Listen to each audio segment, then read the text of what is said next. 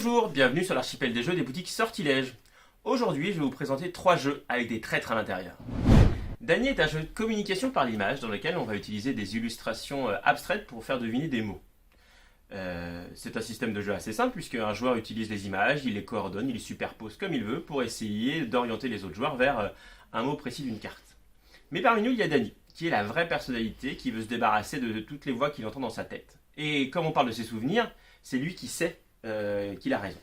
C'est pourquoi il va devoir orienter, essayer de faire en sorte que les autres joueurs se trompent et choisissent un mauvais mot pour pouvoir gagner la partie. Mais attention, il doit faire cela sans se faire remarquer ni démasquer, puisque sinon c'est lui qui perd la partie.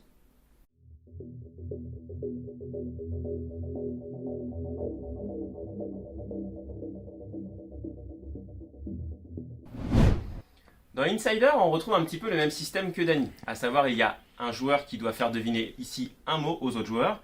Ces derniers ne peuvent lui poser que des questions, est-ce que c'est un animal, est-ce que c'est un objet, et lui ne peut répondre par oui ou non. À la fin des 4 minutes, le mot doit être trouvé, sinon tout le monde perd la partie. Mais là encore, il y a un traître. Ce traître connaît le mot, et il est le seul à savoir qui il est. Il va donc pouvoir orienter les questions, essayer de faire en sorte que les joueurs trouvent un petit peu plus la bonne direction pour pouvoir deviner le mot. Mais là encore, il ne devra pas se faire démasquer à la fin de la partie. Donc pour lui, l'objectif est double, essayer de guider sans se faire démasquer.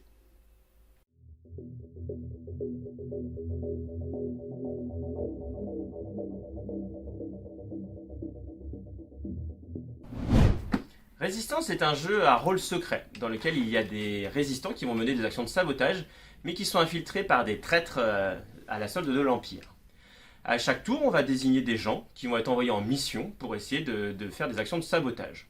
Si la mission est réussie, c'est très bien. Si la mission est un échec, ça veut dire que parmi les personnes qui ont été envoyées, il y avait au moins un traître. On va devoir refaire une nouvelle mission de sabotage dans laquelle on va désigner un nouveau groupe qui va devoir partir. Et là, il va falloir se mettre d'accord pour voter. Le chef a le droit de désigner et de constituer le groupe. Les autres joueurs doivent accepter et valider ce groupe qui va partir en mission. Si c'est un nouvel échec, la tension va commencer à être un peu plus compliquée puisque s'il y a 3 échecs, la partie est perdue pour les résistants, alors que si 3 actions de sabotage sont réussies, c'est l'Empire qui perd. C'est donc un jeu qui monte en pression. Au début, on ne sait pas trop, les traîtres ne sont pas obligés de saboter à chaque fois, il va y avoir des suspicions, il va y avoir des doutes, forcément tout le monde va se mêler à la conversation et essayer de jeter l'opprobre sur un tel ou un tel. Et en plus, certaines cartes mécaniques de jeu vont nous obliger à nous poser des questions et à révéler une partie des informations.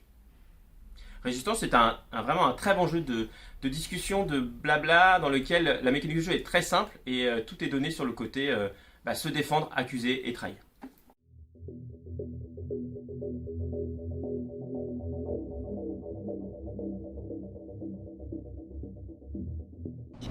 Voilà, j'espère que ces jeux vous auront donné envie de trahir vos amis.